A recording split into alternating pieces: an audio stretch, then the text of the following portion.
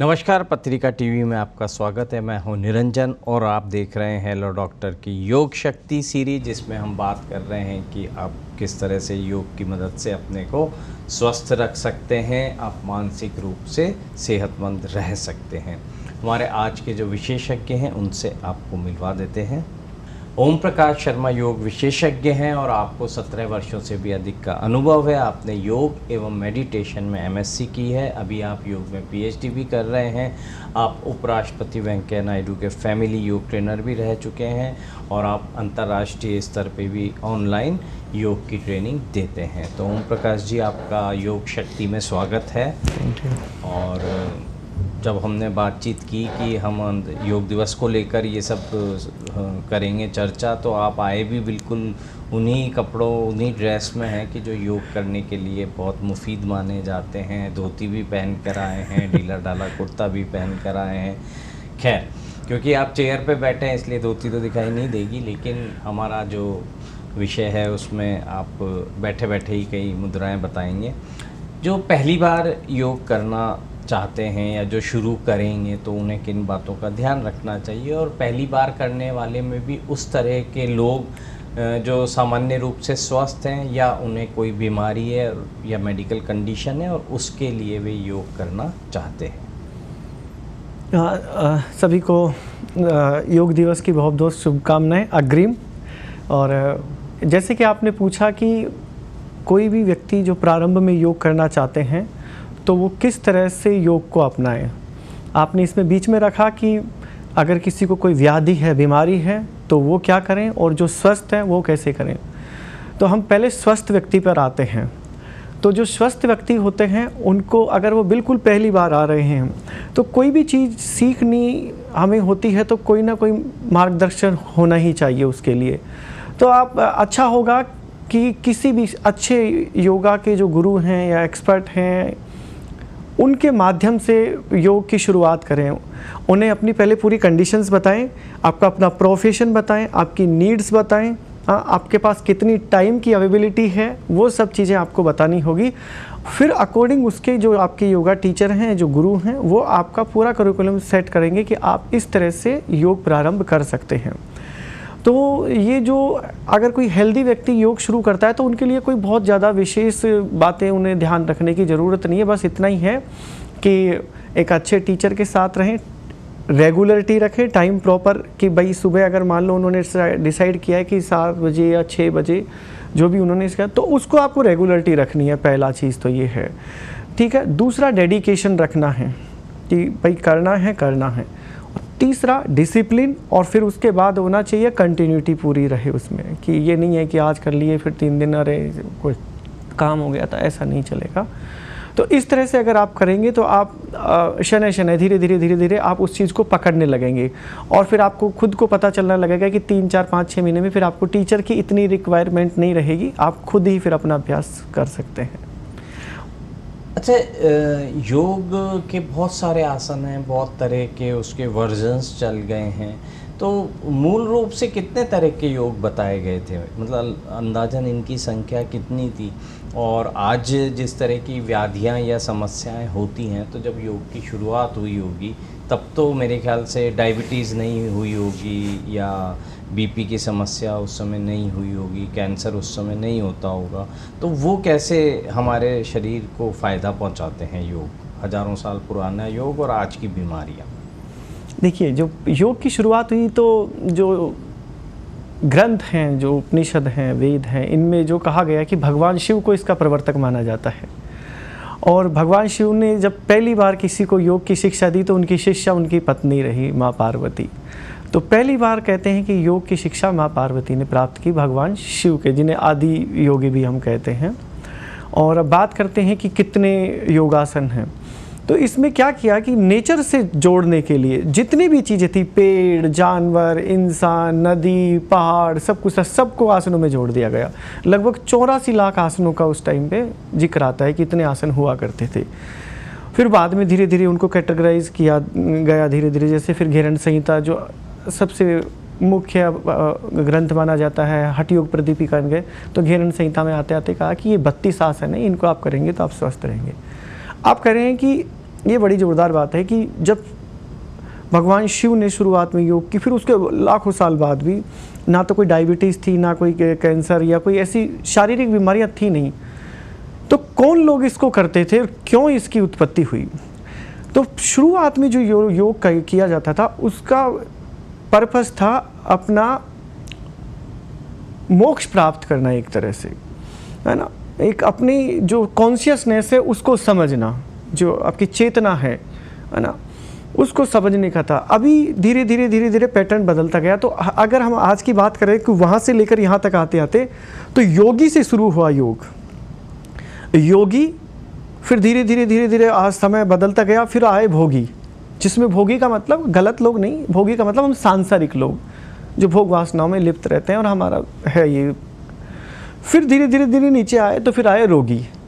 तो योग क्या हुआ कि धीरे धीरे नीचे आता चला गया लोगों तक। पहले सिर्फ और सिर्फ योगियों तक सीमित था, सामान्य आदमी तक इसकी पहुंच नहीं थी। वही अपनी आध्यात्मिक उन्नति के लिए योग करते थे, ईश्वर प्राप्ति मान लो या अपना मोक्ष मान लो या अपने आप को जानने के लिए कुछ भी मान लो। फिर आया वो प्रकृति से जुड़ने के लिए या अपना जो सांसारिक लोग हैं वो किस तरह से योग करें, तो फिर और सांसारिक जीवन को किस तरह से सफलतापूर्वक वो जी सकें, अपनी जिम्मेवारियों को कैसे निभा सकें। तो फिर सांसारिक लोगों ने, भोगियों ने योग किया, जिसे हम कहेंगे कि सात्विक लोग पहले थे, राजसिक लोग पहले थे, सात्विक लोग जो योगी लोग हैं, फिर आए राजसिक लोग, हम लोग जिसमें कैटेगराइज होते हैं, वो हुआ। फिर बाद में क्या हुआ, जैसे स्वामी विवेकानंद आए हैं और जैसे योगी लोग आए, तो इन्होंने क्या किया कि योग को मठों से घरों तक पहुंचाया धीरे धीरे। जैसे स्वामी विवेकानंद विदेश गए, अमेरिका गए, हाँ, सब जगह, वाशिंगटन डीसी गए, वहाँ पे उनका इतना बड़ा सबको पता है कि जो लेक्चर हुआ था। उसके बाद योग क्या हुआ कि हर घर तक पहुँचने लगा और फिर पता चला कि योग करने से आप अपना आध्यात्मिक विकास नहीं करते हो, आपकी शारीरिक बीमारियों को भी इससे ठीक कर सकते हो। तो आज की तारीख में जो योग है वो है रोगियों के लिए योग ज़्यादा हो गया है। आज आप मेरे से जितने भी लोग मिलते हैं ना, अगर मेरे पास 100 लोग आते हैं महीने में, तो उसमें से मेरे पास 95 लोग ऐसे लोग आते हैं जिनको कोई शारीरिक या मानसिक प्रॉब्लम है, मनोकायिक बीमारियां हैं, आदिजा व्याधि, अनादिजा व्याधि का उनको कोई समस्या है। तो आज का जो हो गया है वो हो गया योग सिर्फ कैसे जैसे मेरे रोगों को मैं ठीक कर लूँ। लेकिन इसमें क्या होता है कि जब लोग योग करना शुरू करते हैं ना, तो क्योंकि वो अवेयर नहीं है, अनअवेयर है, अविद्या में है, ग्रसित हैं वो लोग, तो जब वो उनका शरीर ठीक होने लगता है तो कुछ ना कुछ अंदर से एनर्जी उनको पिंच करने लगती है कि नहीं, इससे भी ऊपर कुछ है। तो मैं देखता हूँ कि जो लोग सिर्फ कमर दर्द के लिए आए थे, कमर ठीक हो गया, फिर भी वो योग कर रहे हैं और वो कह रहे हैं कि सर कुछ और चाहिए, शरीर से ऊपर कुछ करना चाहते हैं कि कौन है जो कंट्रोल कर रहा है, कि ये इंद्रियां हैं या फिर माइंड कुछ है, इसके बारे में भी। तो फिर वो धीरे धीरे उस तरफ जाते हैं। तो अभी उल्टा हो गया, पहले रोग से शुरू होता है, फिर भोग की तरफ जाता है, फिर वो साधना की तरफ जाता है। तो इस तरह से योग की एक जो सीढ़ी बन गई है इस तरह से आज की तारीख में। और अब जब आपने एक सवाल बीच में किया था, पहला फर्स्ट ही कि स्वस्थ व्यक्ति कैसे योग करे और जो रोगी है वह कैसे करेंगे। तो रोगी व्यक्ति के लिए लिमिटेशंस होती हैं, क्योंकि उसको कुछ बीमारियां हैं तो वो पूरी तरह से फिट नहीं है हर सेगमेंट में जाने के लिए। तो वो जब भी योग करे तो कुछ ऐसे एक्सपर्ट्स के साथ योग करे जो हेल्थ के बारे में, फिजियोलॉजी, एनाटॉमी के बारे में, मेडिसिन्स के बारे में, इन सब चीज़ों के बारे में वो जानता हो, जो फिजियोथेरेपिस्ट हो या फिर योगा थेरेपिस्ट हो, उनके अंडर गाइडेंस में अपनी पर्टिकुलर बीमारी के बारे में पूरा बताकर फिर पर्टिकुलर जैसे आसन हो गए, प्राणायाम हो गए, षटकर्म की विद्याएं हो गई, इन सब का एक पूरा लिस्ट के साथ अपना प्रैक्टिस शुरू करेंगे तो 100% उनकी बीमारियां ठीक होंगी। अच्छा, यदि मुझे कुछ लाइफ स्टाइल से जुड़ी हुई समस्या है तो मेरे को कौन से योगासन करने चाहिए? मान लीजिए मोटापा है, डायबिटीज़ है, थायराइड है, तो कौन से आसन मेरे को फ़ायदा करेंगे? और ये भी बताइए कि इन्हें कुल कितनी देर तक करना है, कितने रिपीट सेट होने चाहिए और कौन इन्हें ना करे? जब हम किसी बीमारी को लेकर योग का अभ्यास शुरू करते हैं, और आपने एक नाम लिया अभी कि लाइफ स्टाइल डिसऑर्डर्स, जितनी भी ये बीमारियां हैं आज की तारीख में 85% डिजीज़ लाइफ स्टाइल डिसऑर्डर्स है। इवन कि कैंसर को भी आप लेंगे वो भी लाइफ स्टाइल डिजीज़ की कैटेगरी में आप उसे कहेंगे। डायबिटीज़ है, आपका ओबेसिटी है, स्पाइनल डिसऑर्डर्स हैं, आपका हेडक है, या फिर आपको रेस्पिरेटरी सिस्टम्स की प्रॉब्लम्स है, जितनी भी बीमारियां आप अगर बोलेंगे लगभग उनका रूट काज आपकी लाइफ स्टाइल होती है। अच्छा, अब लाइफ स्टाइल डिजीज़ कोई एक दिन में नहीं आती है, ये धीरे धीरे कई सालों से अंदर पनप रही होती है, और जब शरीर बिल्कुल उसको सहन करने की स्थिति में नहीं रहता है तब वो आपको बाहर बताना कर लगता है कि भाई अब मैं इसे सहन नहीं कर पा रहा हूँ, कुछ करो। फिर आप डॉक्टर के पास भागते हैं या जो भी मेडिकल सिस्टम है उस पर जाते हैं, और वहाँ से आप अपना ट्रीटमेंट शुरू करते हैं। फिर आपको अलग अलग सजेशंस दिए जाते हैं, गाइडलाइंस दी जाती है कि आप एलोपैथी ट्रीटमेंट लीजिए, होम्योपैथी लीजिए, या और भी जो हैं आयुर्वेदा, नेचुरोपैथी, योग कीजिए। तो इसमें कुछ चीज़ों का खुद को भी समझदारी के साथ काम करना होता है, कि जैसे कि किसी को हम कहें कि बैक की प्रॉब्लम मानते हैं, कि किसी को बहुत सीवियर बैकिक प्रॉब्लम्स हैं और उसका अभी मेडिकल ट्रीटमेंट भी चल रहा है और वो योग करना चाहते हैं, तो ऐसे पेशेंट्स के लिए मैं तो ये सलाह दूंगा कि आप जो आपकी मेडिसिन्स चल रही हैं उन अलोंग विद मेडिसिन्स, जो भी आपकी मेडिसिन है उन मेडिसिन्स को आप कंटिन्यू रखें, और साथ ही साथ आप क्या करें, योग का अभ्यास भी करें। और योग का अभ्यास साधारण योगा टीचर के गाइडेंस में कभी मत करिए, उसको खुद को पता नहीं है, वो सिर्फ एक फिटनेस ट्रेनिंग दे सकता है आपको, लेकिन ऐसे एक्सपर्ट के साथ काम करो जिन्होंने खुद ने प्रैक्टिकली ट्रेनिंग्स लिए एज ए थेरेपिस्ट के रूप में। तो आप उनके साथ जाएंगे, वो आपका पूरा शेड्यूल तैयार करेंगे कि आपको सुबह कौन सा अभ्यास करना है, शाम को आप कौन से अभ्यास करेंगे, तो इस तरह से। और हाँ, कई लोग क्या करते हैं, जैसे कि मोस्टली मैं उन लोगों को देखता हूँ जिनको डायबिटीज़ होती है और जो हार्ट पेशेंट्स होते हैं, ये लोग क्या करते हैं कि जब योग शुरू करते हैं तो 15-20 दिन में क्या होता है कि आपने लाइफ स्टाइल पर पूरा फोकस किया है, तो आपका थोड़ा बीपी भी कम होने लगता है, यानी कि रेगुलर होने लगता है। आपकी डायबिटीज़ भी थोड़ी कंट्रोल में, आप देखते हैं कि शुगर लेवल, तो इमीडिएटली क्या करते हैं वो लोग, अपनी मेडिसिन बंद कर देते हैं। होता क्या है कि जो सब कुछ ठीक हो रहा था वो सब कुछ फिर रिवर्स हो जाता है, उल्टा, और बड़ी परेशानी हो जाती है। तो कभी भी अपनी मन मर्जी से अपनी दवाइयाँ बंद मत कीजिए। आपको लगता है कि मेरी जो प्रॉब्लम थी वो ठीक हो रही है, अच्छी बात है, तो आप अपने डॉक्टर के साथ कंसल्ट करें कि सर इस तरह से मैं ये योगा अभ्यास कर रहा हूँ और मेरा ये अभी स्टेटस है, अब मैं क्या करूँ। तो वो डॉक्टर साहब आपको बताएंगे कि आपको मेडिसिन में कितना कट करना है और कितना इसमें आपको आगे जा। तो जो बीमारी में है, हमेशा आप डॉक्टर के साथ, अपने योगा गुरु के साथ और अपने साथ पूरी तरह से कनेक्शन बना कर रखें, तो आपको जल्दी फ़ायदा होगा, आप जल्दी ठीक होंगे, आप निरोगी जल्दी होंगे। हाँ, और इसमें समस्या ये भी है कि आपने बताया कि लोग खुद ही दवाइयाँ बंद कर देते हैं, और दवाइयाँ तो बंद कर ही देते हैं, लेकिन वो इंटरनेट और बाकी जो सोशल नेटवर्किंग है उसके माध्यम से लोगों को बताने और सिखाने भी लग जाते हैं कि देखिए मैंने ये किया था, मेरे को ये फ़ायदा हो गया, मैंने दवाई बंद कर दी। तो वो एक गलत बात जो है, जानकारी वो लोगों तक पहुंचती है, इसलिए अपने मर्जी से ऐसा ना कहें। अच्छा, युवाओं और महिलाओं की यदि हम बात कह रहे हैं तो उनके लिए कुछ आप बता सकते हैं कि कौन से योगासन हैं उन्हें शुरू करने चाहिए जिनसे वो फिट रहें और उनको कोई समस्या ना हो। युवाओं के लिए, महिलाओं के लिए, जो मैं तो कहूँगा कि जो 25 से 50 की बीच की जो हमारी पीढ़ी है, जो यंग जनरेशन है, ये क्या होता है कि जो पीरियड होता है 25 to 50 और 55, ये बड़ा डायनेमिक लाइफ होती है हमारी। इसमें हम पूरी तरह से आज़ाद होते हैं, हमारे पास बहुत एनर्जी होती है काम करने की, हमारे पास चैलेंजेस भी बहुत सारे होते हैं। तो और इन सब में आदमी इतना बिजी हो जाता है और इतना फास्ट हो जाता है कि कई बार वो बहुत पीछे छूट जाता है अपनी हेल्थ के मामले में। तो इस टाइम पे अगर आप केयर नहीं करेंगे अपनी बॉडी का, और आप सिर्फ मेटेरियलिस्टिक अचीवमेंट्स के पीछे दौड़ते रहे, तो पता चलेंगे कि मृग तृष्णा वाली स्थिति में पहुंच जाएंगे आप। दौड़ते तो रहे, मिला कुछ ही नहीं फाइनली। जो कमाया वो भी बीमारियों में गवा दिया। तो हरिओम तत्सत।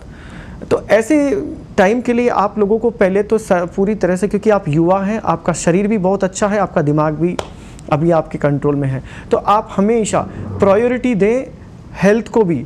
बहुत ज़्यादा नहीं, बहुत ज़्यादा, कि मेरे को हेल्दी रहना है। क्यों?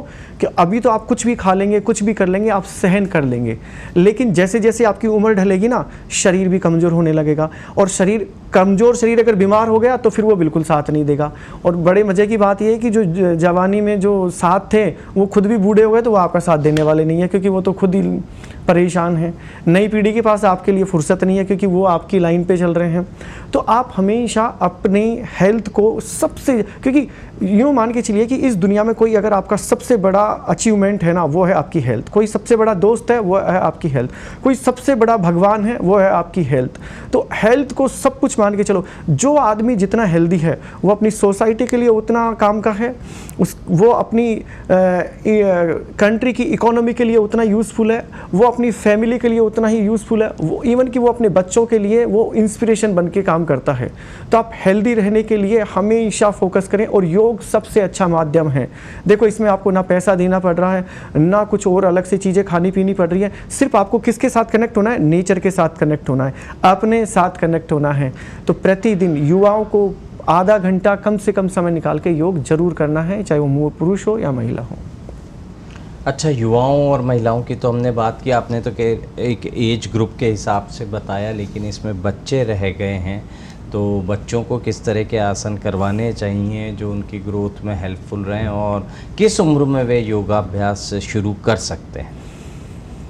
बच्चों की हम बात करते हैं तो बच्चे ही आगे चल के बड़े होने वाले हैं, ठीक है ना। जैसा बीज होगा पेड़ वैसा ही बनेगा, फल भी फिर उससे वैसे ही निकलेंगे। तो बच्चों के ऊपर गार्जियंस की सबसे बड़ी, क्योंकि बच्चे को कभी पता नहीं होता है कि उसको क्या करना है। उसको तो उसके जो गार्जियंस, उसके माता पिता या जो भी उसके आस पड़ोस में जैसा एनवायरनमेंट क्रिएट करते हैं, वो ऐसा उसका आगे जीवन बनता है। तो हमें बच्चों के लिए अगर योग की बात करते हैं तो 7 से 8 साल की उम्र में योग आसनों का अभ्यास उनको शुरू करवा देना चाहिए, और उससे पहले प्राणायाम और मंत्र चैंटिंग से मंत्र उच्चारण उनको जरूर करवाना चाहिए। क्योंकि उनका अभी जो कच्चा है पूरा दिमाग, अभी हम उसमें जो भी चीज़ डालेंगे ना वो आसानी से फिट बैठ जाएगी जाके।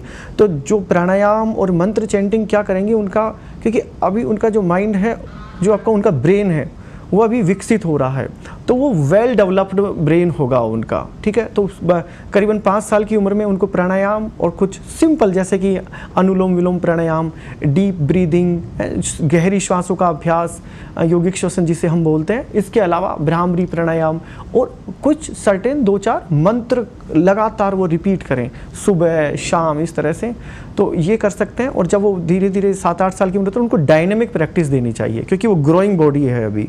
तो रिपीटेशन वाले आसन उनको करवाने हैं, जैसे सूर्य नमस्कार करें, होल्डिंग्स करें काफ़ी लंबे तरह, स्ट्रेचिंग्स करें जैसे कि बैक बेंडिंग हो गया, फॉरवर्ड बेंडिंग वाले हो गए, अच्छे से होल्ड करके करें। तो ये सारे आसन अगर वो करेंगे तो हेल्दी रहेंगे। साथ ही उनकी डाइट पे पूरा फोकस करें, वो उनको जितना खिला सकते हैं, उनको अच्छा पौष्टिक आहार जितना दे सकते हैं, जैसे घी हो गया, दूध हो गया, ड्राई फ्रूट्स भिगोकर उनको खिलाने चाहिए, प्रोटीन्स अच्छे उनको देना चाहिए।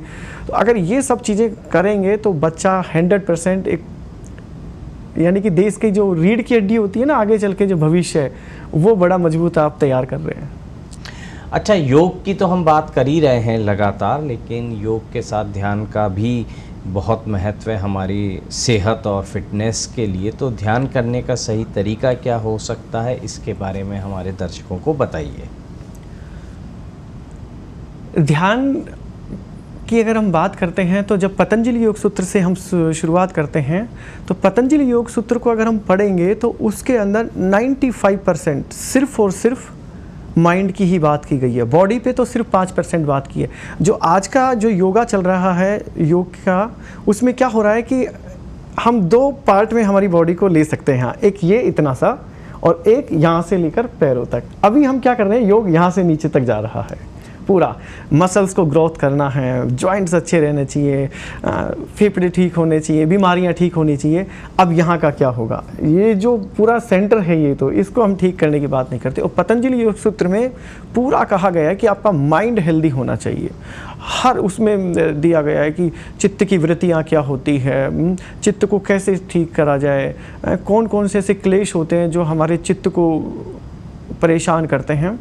और उसमें कहा गया है कि अगर कुछ सर्टेन प्रैक्टिसेस होती है कि ध्यान को किस तरह से शुरू किया जाए। भगवत गीता में भी बड़ा डेप्थ में इसको और बड़ी सरल तरीक़ा से बताया गया है कि अगर व्यक्ति ध्यान का अभ्यास करेगा तो वो व्यक्ति बड़ा ही एक हायर लेवल की पर्सनैलिटी हम उसे बोलते हैं, क्योंकि उसके सोचना, समझना, बोलना सब कुछ हायर लेवल के होंगे, उच्च स्तर के होंगे।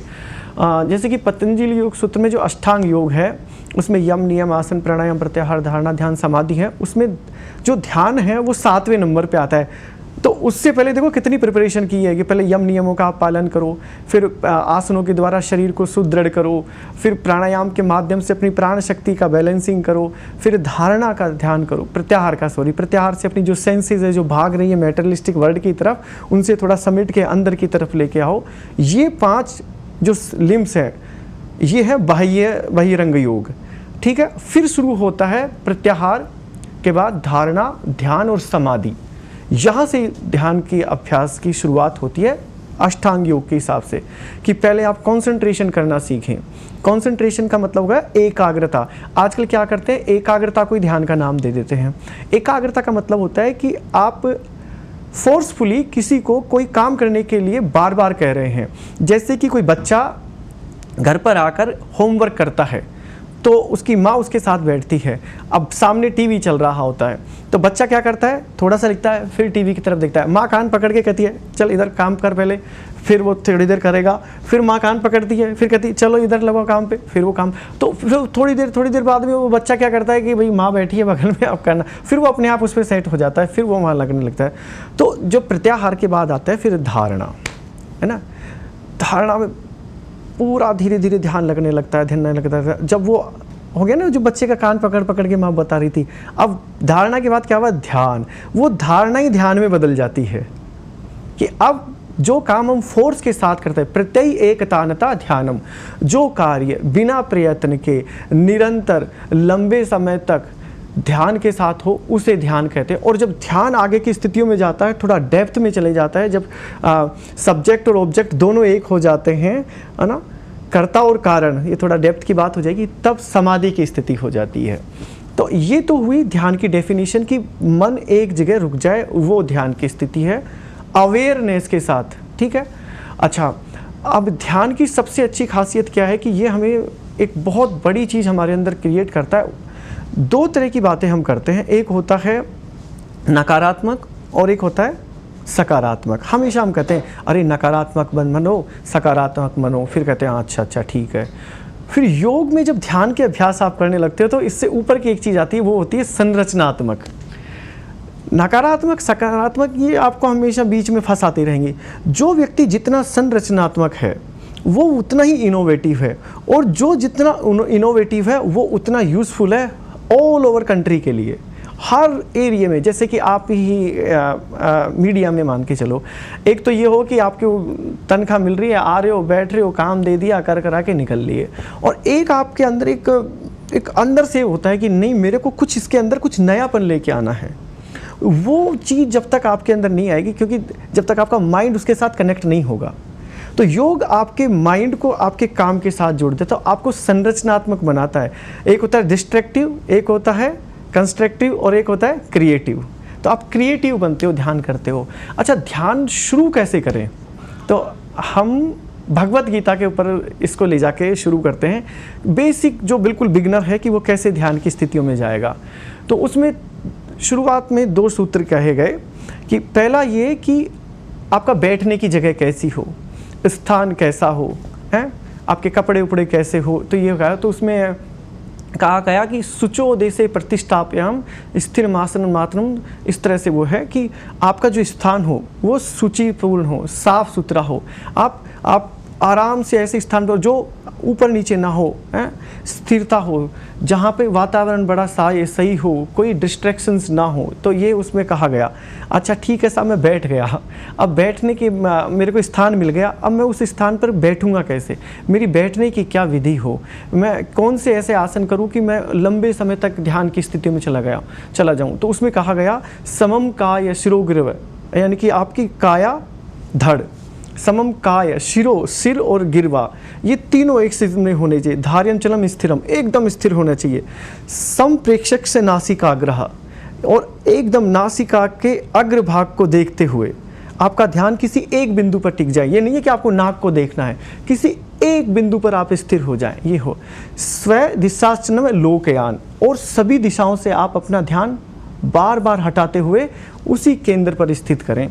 तो ये उसमें बताया गया भगवत गीता में बिगिनर्स के लिए कि क्या करें ध्यान में बैठने के लिए। क्या कहा, आपका जो स्थान है वो साफ सुथरा हो, हवादार हो, ऊबड़ खाबड़ वाली जगह ना हो, जहाँ पे आप बैठे तो आपको दिक्कत ना हो। जब आप बैठे तो आपका शरीर एकदम रीढ़ की हड्डी, गर्दन और सिर सीधे हो, आपका ध्यान एक बिंदु पर केंद्रित हो जाए, ये उसमें कहा गया। अच्छा ठीक है सर, मैं ऐसे बैठ गया, अब मैं बैठने के बाद मेरा शरीर तो बैठ गया, मेरा मन नहीं टिक रहा है, मैं मन का क्या करूं? चंचलम ही मनाकर्षण परमाथि बलभद्रम तस्याहम निग्रहम मन्ने वायुरिव सुदुष्करम। अर्जुन पूछ रहे हैं कि मैं क्या करूं, मन इतना चंचल है कि वायु को भी मेरे को लगता है कि मैं एक बार तो मुट्ठी में रोक लूँगा, ये मन नहीं रुक रहा है मेरे से। तो फिर भगवान कृष्ण बोलते हैं कि नो प्रॉब्लम, इसका भी अभी सॉल्यूशन हम देते हैं आपको। तो उन्होंने कहा कि संशयम महाबाहु मनो दुर्निग्रहम चलम अभ्यासेन तु कौन्तेय वैराग्य चु गृह्यते। यानी कि इस मन को निश्चित ही अर्जुन मुश्किल है नियंत्रण करना आसानी से, लेकिन आप इसको भी नियंत्रित कर सकते हो अगर आपके पास दो चीज़ें आप अपना लेते हो। एक होता है अभ्यास और दूसरा होता है वैराग्य। अच्छा, अभ्यास और वैराग्य को समझाइए मेरे को जरा। तो उन्होंने कहा कि अभ्यास किस चीज़ का करेंगे आप, जैसे कि आपने कोई भी चीज़ का आपने गोल डिसाइड किया है तो आपको उसके अंदर कैसे और मास्टरी करनी है, बार बार उसका अभ्यास करना है। अच्छा, वैराग्य की क्यों ज़रूरत पड़ी? जब भी मैं कोई अभ्यास करता हूं तो क्या होता है कि जो सेंस, जो अटैचमेंट्स हैं, जो सेंस प्लेजर्स है, वो आपको डिस्ट्रैक्ट करते हैं उस काम को करने के लिए। तो उस टाइम पे क्या होगा कि वो सभी चीज़ें जो आपके गोल को अचीव करने में डिस्ट्रैक्शंस लेकर आती है, उन सब चीज़ों से आपको वैराग्य करना है, यानी कि डिटैच होना है उन सब चीज़ों से। तो अभ्यास करते करते करते करते उन सब चीज़ों से अपने आप को डिटैच करो जो उसमें व्याधि और व्यवधान उत्पन्न करते हैं। तो निश्चित ही अर्जुन आपका ध्यान एकाग्र होगा और मन स्थिर होने लगेगा, और यही ध्यान की स्थिति हो जाती है जब आप एकाग्र हो जाते हैं और आप डिटैच हो जाते हैं। तो योग केवल शरीर से है नहीं जुड़ा है, आपके ध्यान जो है उससे भी जुड़ा हुआ है, और ध्यान भी आपके शरीर के लिए ज़रूरी है, मानसिक सेहत के लिए ज़रूरी है। ओम प्रकाश शर्मा जी को हम धन्यवाद कहेंगे कि उन्होंने योग की इतनी गहराई तक जाकर व्याख्या की और हमारे दर्शकों को बताया कि योग को उन्हें संपूर्णता के साथ करने के प्रयास करने चाहिए, और जो लोग करते हैं उन्हें उसका फ़ायदा भी मिलता होगा। हेलो डॉक्टर में आज के लिए बस इतना ही। कल फिर मिलेंगे। देखते रहिए पत्रिका टीवी और रखिए अपनी सेहत का ख्याल। नमस्कार।